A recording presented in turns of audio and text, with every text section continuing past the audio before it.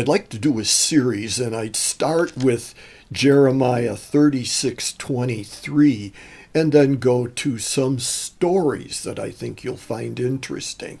First, in Jeremiah 36:23, to give some background, the nation of Judah had fallen into idolatry, and God, speaking through Jeremiah, said, "You're going to be punished for that. The Babylonians and Assyrians are going to come and destroy Jerusalem and carry you off." After speaking many times through Jeremiah, God told Jeremiah, "Write these things down in a book or a scroll, and I will give you these words to write." And then Baruch read the scroll to the people.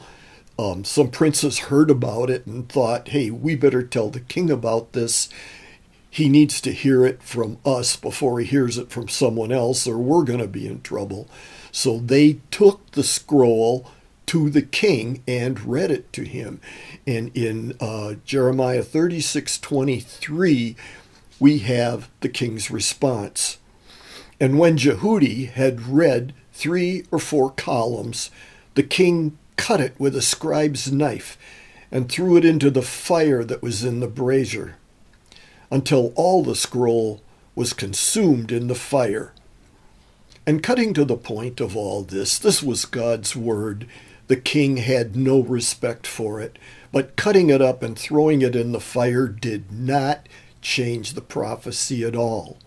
Jerusalem was destroyed, and the nation of Judah was carried off into captivity.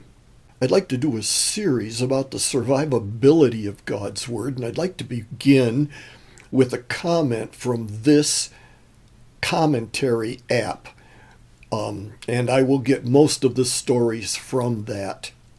A commentary on Jeremiah 36. "The practice of cutting God's word continues. Today, some want to decide for themselves what is true and false in the Bible, what actually happened and what is only a fairy tale story.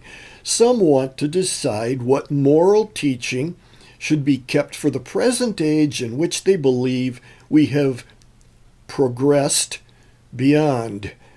And to throw in my comment there, we haven't progressed when we do that. That's not progress. Whatever it is, it's not progress. Some want to cut the biblical authors and books so completely that they have no connection or harmony between them. Yeah, I see the critical scholars saying the Bible is not univocal and believers are negotiating with the text. If anyone's negotiating with the text, it's those who say it's not univocal so that they can make whatever they want of the Bible to mean whatever they want instead of letting it speak to them. They are doing the exact thing of what they accuse believers of doing. Then and now, God's word is cut before it is burned. Stay tuned. We'll look at some examples of how God's word affects people and how it has survived.